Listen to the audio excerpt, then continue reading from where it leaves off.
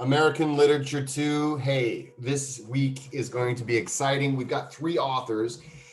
Literally, guys, okay, if I could teach the entire class on just literature since 1945, I would. This is my favorite part of the class. Not necessarily because of the three authors that we're reading this week. There's a lot of other things in more recent years that I really enjoy. I highly recommend. Of course, the authors we're reading this week are fantastic, incredibly important to how things work today. You can see these themes in today's world, and so it's something that I'm excited to share with you. However, if you guys have bought this book, I recommend looking into it. There's a lot of other readings that you can do that are just really fantastic. So this book is this textbook. If only I could. I mean, Don DeLillo, White Noise, is in, or at least a section of it, that novel, which is one of my favorite novels from when I was in grad school. I read this novel for the first time, blew my mind.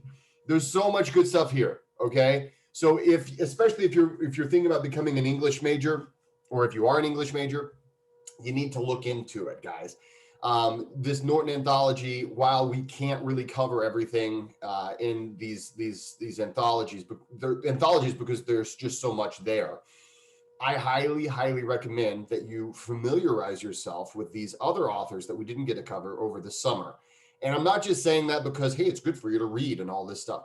I'm saying that because if you want to understand the way the world works and how the concepts that we're talking about today, how they arrived today, you need to read these things because they're discussing issues that you. It's funny, they're just now starting to kind of, some of them have been in the news for a long time, but these are the seeds of thought that grow into the the the fullness that we're starting to see now. And if you continue to read literature, you're going to see pioneers in thinking, and you're going to be able to kind of predict what we're going to be talking about in the next few years. So having said that, I think right now we've got a great, that's a great segue to what we're working on this week. We're going to be reading James Baldwin and Sylvia Plath and Allen Ginsberg. Now, I just want to say that these authors, now Sylvia Plath was a little bit before Allen Ginsberg and James Baldwin. All three of these authors are working with topics that are very commonly spoken about today: issues of feminism, issues of gender equality, issues of gay rights, issues of civil rights, the current movements in civil rights. You can see the voices of these. I guess you can start seeing the seeds of these things. Of course, we've already read authors that write about these this semester, but this is whenever this kind of thought and literature really started to proliferate. So this week, I want you to you're going to do essentially. I want you to, let's see. I'll go ahead and take a look at the syllabus. Okay, so we are reading James Baldwin's Sonny's Blues. That's an important one to read. I want you to read Morning Song and Daddy by Sylvia Plath and Ginsberg Howell. I want you to also take a look in the book and make sure to read the, let's see, this is kind of weird. There's laundry in the back of, that's why I have this background, so that you think I'm in space, right? Obviously. So anyway, but the point is, we're going to be, I want you to read the biographies of these authors. And then also, in addition to that, I want you to take a look at these videos that I've got for you, especially on, well, of course, all of them. Really, John Green is just fantastic. Anytime you can watch a John Green video on an author or an author's work, always do that, because he does a great job of really breaking things down. And he does such a great job. I'm like, okay, you take it, John Green. This is good. I've got a couple things for you to watch on James Baldwin, and then we have some stuff on the Beat Generation and Allen Ginsberg. So the Beat Generation is something you're going to see start proliferating now. and it's something that's affected the world. You're going to hear a lot of names that you probably are familiar with mentioned, especially in this one about the Beat Generation, but also in Allen Ginsberg and the first Beat Generation. We start dealing with things like LSD, and we start dealing with things like questioning the social norms of what what we might consider what was normal in society, and the things that we just accepted as a society. You see all three of these authors making big waves in thought. So I want you to look at the biographies of these authors. I want you to read these poems, take a look at the videos. And this week, again, just like every week, what I would like you to do, I've got, let's see, this is week 14. So, okay, week 14, you're going to explicate Sonny's Blues, Howl, or Daddy, whichever one you prefer. So you get to choose which one you like. Now, if you would like to explicate a different poem of Plath, you can also do that as well, because we're reading more than one poem of hers, so you can do that as well. Feel free to look at Spark Notes at the internet as far as what these things mean, but please don't cite Spark Notes or like Wikipedia or anything like that.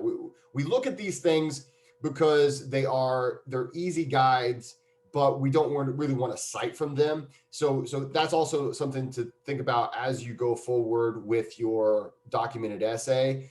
You don't want to cite from those sources, and the reason for that is these are not considered sources that are primary or secondary sources. They're considered reference books, and we don't really, and I know it's not a book, but we don't really, it's in that same vein, and that's why we don't cite from them. Many people will decry Wikipedia and say that it's full of nonsense and that you can't really trust it. The reality is it's very well checked and it's very well kept, especially when it comes to the project that Wikipedia is. But the reason why you don't cite it is because it's a reference book or reference material. It's not a primary or secondary source. It's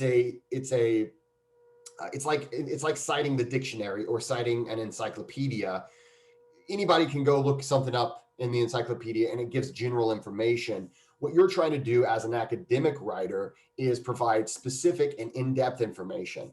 So when you look at Spark Notes, when you look at Wikipedia, they're great sources to give you a place to start your research and to give you some fundamental understanding of whatever it is you're researching. And I don't care if that's literature or if you're doing something for science or history or any other class. It gives you a great foundational knowledge from which then you can do deep research.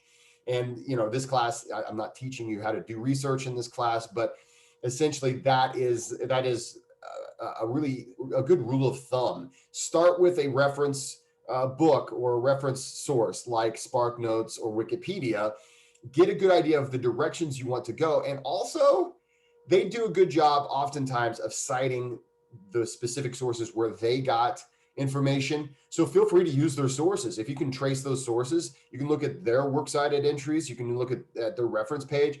Look at those, because that oftentimes is just easy access. You say, okay, that source actually is a secondary source that I'd be happy to use. So feel free to do that. Now, having said all of this, and I guess I'm at the point where we're in the part of the semester where I'm going to constantly just bug you about what is coming, because this is week 14. We only have 3 full weeks of school left. Jeez. So this week I want to encourage you to really focus on your documented literary essay. Okay, and this week is full of awesome authors that, especially when it comes to issues of the day, they're covering issues that you can't watch the news without these types of issues coming to play, especially when you think of the movement in the world of diversity, equity, and inclusion. When you think of the movement of Black Lives Matter, when you think of a lot of these movements, and it doesn't really matter where you come into play as far as if you like them or if you don't like them. Again, this is liberal thinking, right? Liberal thinking it means that we can hold many ideas, and it doesn't mean that we have to think one way or another. But what I'm saying is, these things are being spoken about, whether, however they're being spoken about, they're being discussed. These are the topics in the news of the day. It's very easy to say, right? Because if you look at that assignment for the documented essay, it's very easy to say, well, this person is relevant to today's conversation. All three of these authors of this week are relevant to today's conversation, almost obviously hit you over the head with it, right? Some of the other authors we've read this semester, you might have to kind of stretch, or you might have to really explain it to a reader. Hey, this is why this author should be read today. But if you take a look at these authors, they're dealing with issues that are in the news front and center.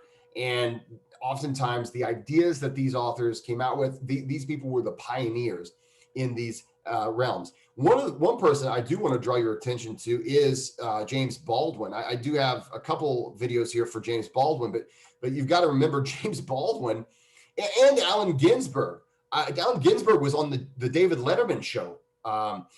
James Baldwin, I forget if he was on the David Letterman show, but he was on late night TV multiple times. This is back when late night television wasn't total garbage.